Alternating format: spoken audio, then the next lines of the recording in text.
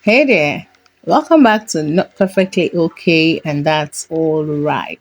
I'm your host, Blessing, and today I want to start this podcast with a question. When you hear about self care, what comes to mind? Is it bubble baths, candles, chocolates, or whatever? Well, until I realized that version of self care made me feel guilty. Like if I wasn't Instagramming my Zen moment, I was failing. That was how I thought self care was. And I know this sounds familiar. So today we'll be tossing out the glittery, guilt tripping rule book and talking about what self care really looks like when life feels like a dumpster fire. And this is a spoiler alert. This is way messier, cheaper, and more honest than you think. So let's get into it.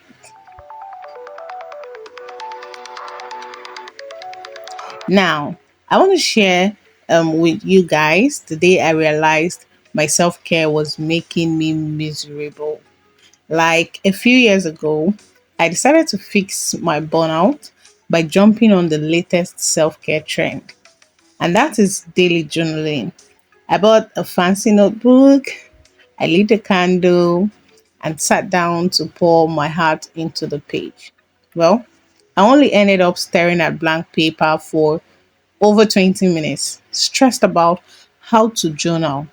Was I supposed to write affirmations? I was asking myself.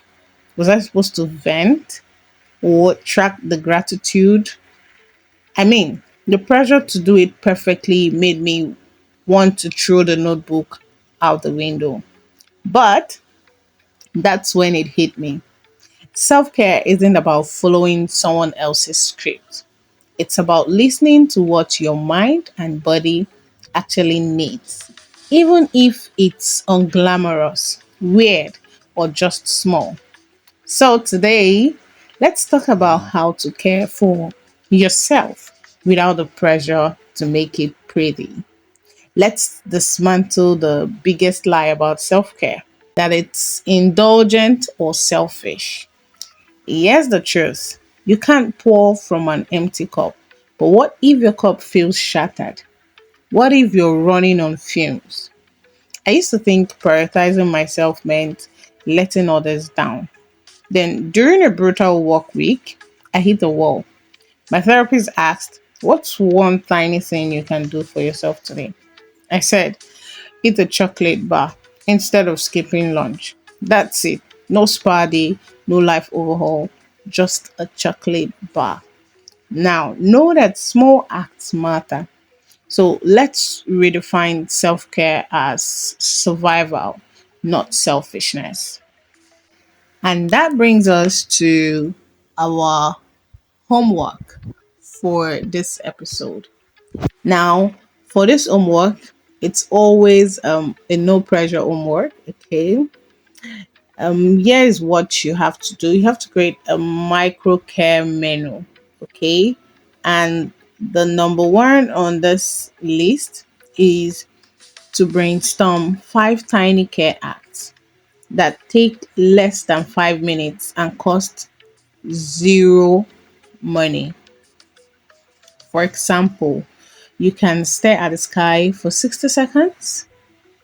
You can hum your favorite childhood song or read a text that made you smile. Okay. And for the second one, you have to pick one to try today. Okay. No pressure to stick to the plan. Okay. So you just have to adapt as needed. Now, our number three on this menu is I want you guys to share your menu with us. Tag hashtag not perfectly okay and we'll compile them into a community survival guide. So for me, this week, my menu will be leaving dishes in the sink guilt free, watching that one scene from my comfort show, and letting myself say no without an excuse. I mean, you can judge me away. It's all right.